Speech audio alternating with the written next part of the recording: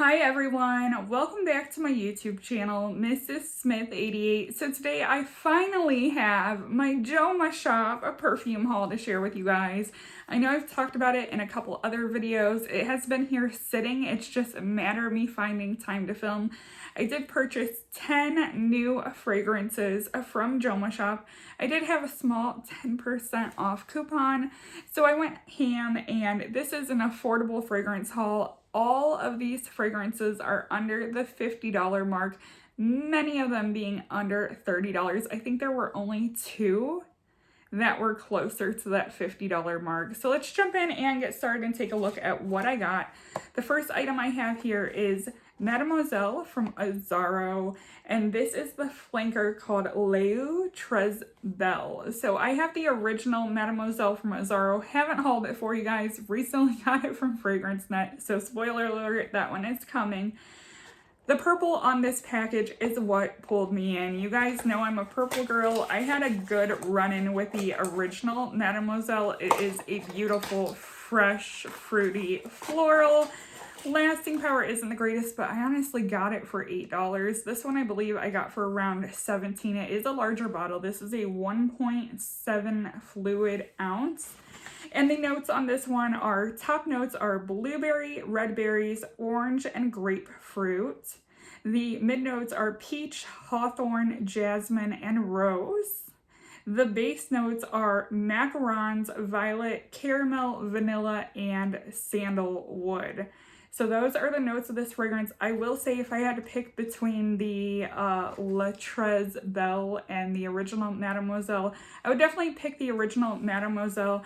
I will say when it came to Jomashop, this was only my second time ordering perfume from them, and the first time it was only one item. The amount of care that goes into the packaging of their items, like every single perfume was individually bubble wrapped. They did a phenomenal job of packing this order. So let's go ahead and move on to the next fragrance here. This, I'm probably going to butcher it. I'm nervous about even pronouncing it, but the packaging is absolutely beautiful. This is Fakar from Latafa. So hopefully I pronounced that right. Like, look at the packaging. This looks bougie. This is absolutely beautiful presentation of a perfume. Like, they make this out to be some sort of fancy perfume with that holographic authenticity sticker. And this perfume was like legit under $20. I happen to see it talked about a lot in the fragrance community. The bottle looks like that. It is white with rose gold accents. And the back side of the bottle has those like mermaid scales to it. So really pretty bottle, really pretty presentation. The fragrance notes on this is top notes, fruits, lily, pomegranate, and aldehydes. The mid notes are tuberose, jasmine, gardenia, ylang ylang, honeysuckle, peony, and rose. The base notes are vanilla, ambroxan, white musk, and sandalwood. So I will say that I'm not a fan of this. I need to retry it. I don't absolutely hate it, but I get a very bubblegummy tuberose from this, similar to Armani My Way, and I cannot stand Armani My Way at all. So that tuberose is just really overwhelming in this for me, and unfortunately, as of right now, I am not a fan of this fragrance. I may even go as far as the decluttering it. So I think I'll give it one more try before I decide if it's going to be a declutter or not. So the next fragrance that we have here, let's see, is, I think it's this one, yes. So like I said, everything was individually wrapped just like this. This was a tester, so it doesn't have the retail packaging. It has just plain packaging. Anyone want to guess what it is before I tell you guys? So this is Pink Wish from Chopard, and I will say the bottle is what got me on this fragrance. It is absolutely beautiful. It looks like a diamond, and that pink fluid is absolutely beautiful in it. And once again, I'm pretty sure this was right under the $25 price point. Might have even been right under the $20 price point. So the top notes in Chopard Pink Wish are rose, osmanthus, freesia, pear, and apricot. The mid notes are musk, neroli, mandarin orange, amber, and sandalwood. Okay, so actually they didn't have no top, middle, and base. They just had all the notes listed for this as one uniform note. And I wouldn't say it's a total disappointment because I like it, I will wear it, I will use it, but it also just doesn't register as anything special for me as well. So the next fragrance is a cheapie. This was an add-on to meet the threshold of using my coupon. And this is from Betsy Johnson. This is called Betsyfied, and I wish the camera would pick up this box. This is a black matte glitter box. Super, super cool. And this perfume, the first time I smelled it, it registered with me exactly what it smelled like. I am personally not a fan of it. My daughter smelled it. She's like, oh, I love it. I'm like, oh, well, then you get to keep it. It's all yours. So this was really cheap. This was only $13 for the 1 ounce. They did have larger sizes available. Like I said, I just used it to kind of round myself up to be able to use my coupon. So the top notes are wild berries and citruses. The middle notes are jasmine, gardenia, honeysuckle, and lily of the valley. The base notes are musk, amber, caramel, vanilla, and patchouli. So I will say that vanilla and that caramel come out pretty heavy. And honestly, on first spray, this smelled 100% like Paris Hilton Can. And I could not stand Can with that marshmallowy smell. Honestly, my mother, back when my mother was alive, loved Can. It was one of her signature scents. She literally wore like 2 to 3 different perfumes only. The original Paris Hilton Can, and Clinique Happy. That was it. There was nothing in between. So Betsyfied smells exactly like Paris Hilton Can. So moving on to the next fragrance here. Let's go ahead and go with this one because once again, beautiful presentation. I heard rave reviews about this, especially from, I believe it was Jack's Beautiful You. Jackie, she has a perfume channel. I love watching her. I love watching her videos. And she was really pushing LaFleur Bouquet by Afnan. And I love that box. It gives me Gucci vibes. Like I have one of the Gucci Bloom bags and they sent it to me in one of the Bloom boxes and it's absolutely beautiful. So once again, really, really nice presentation from these perfumes. They are super affordable. This one I believe is only $17. Let's go ahead and take this out of the box. So the actual bottle looks like that. In the box, they have like the floral background. Super, super pretty. I wanted to be head over heels in love with this fragrance. I won't say that I don't like it. It's just one of those scents that unfortunately just falls into that, oh, it's okay category. Would I go out of my way? Would I repurchase it again? Probably not, because as you see, I have a vast collection behind me, and these are perfumes that I like. Some of them I absolutely love, but it is few and far between that I truly love a fragrance. So this is a like for me. It is not a love, and the scent notes on this one are top notes, orange blossom, jasmine, and peony. Mid notes, lychee, peach, and bergamot. Base notes, musk, Petalia, and moss. So it sounds like it's going to be a beautiful floral fragrance. I had higher expectations for this, unfortunately, and I'd rather be transparent with you guys about it. So another unmarked box that we have here, because this is a tester fragrance. This one is Paris. Oh, this is a Paris Hilton. We were just talking about Paris Hilton. I forgot about this. This is literally what got me to place the big order, because this fragrance was on my list, but I could not bring myself to pay the retail price on her website, and I did not see it really anywhere else. So when I saw it in tester form, especially because it was literally $24, I went ahead and grabbed it. I love Paris Hilton Platinum Rush. I was going to point it out, but I think it's behind my head. Yeah, so we have Paris Hilton Platinum Rush behind me, and we have Rose Rush behind me. I didn't like Pink Rush. I didn't like a lot of the other ones, but I definitely wanted to try Love Rush.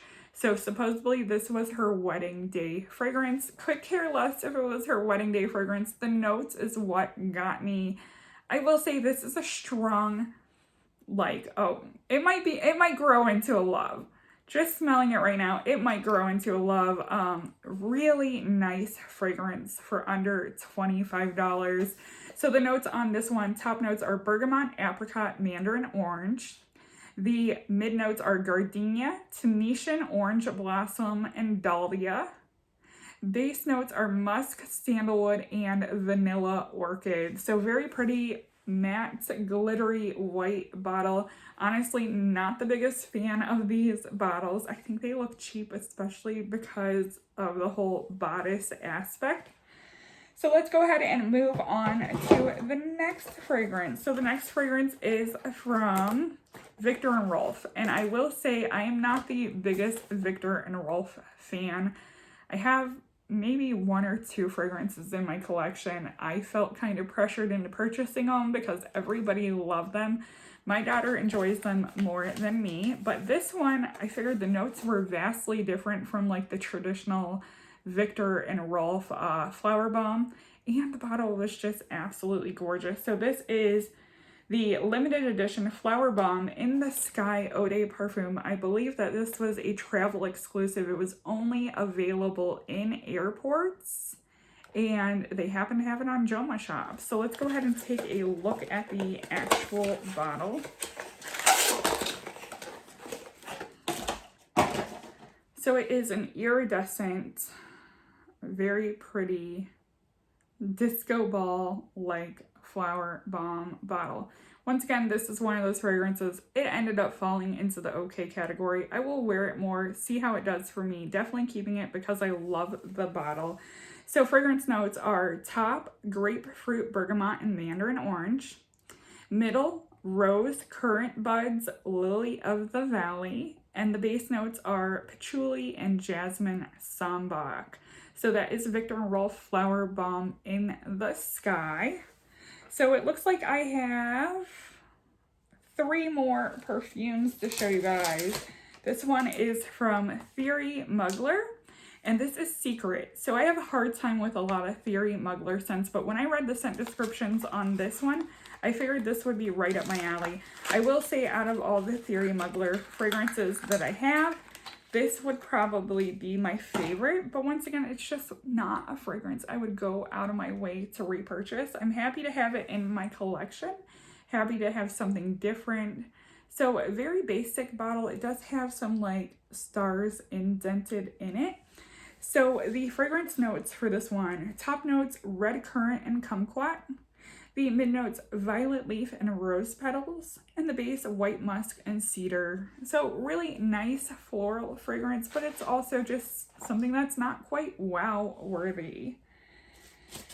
So the last 2 fragrances, this one is a gift set, and I will say that just seeing this brand, the vintage looking bottles is what kind of sucked me in. It kind of gave me Penhaligon's vibes. I do have a Penhaligon's haul coming for you guys. I think I'm going to pair that with my House of Sillage, as well as I got a new Parfums de Marly fragrance. So this is from the House of 4711, and this is the floral collection in jasmine. So let me go ahead and pull this out of the box so you guys can see what it looks like. So it has that really vintage-esque vibe, and this was super cheap. This was like $14 or $17 for the entire set.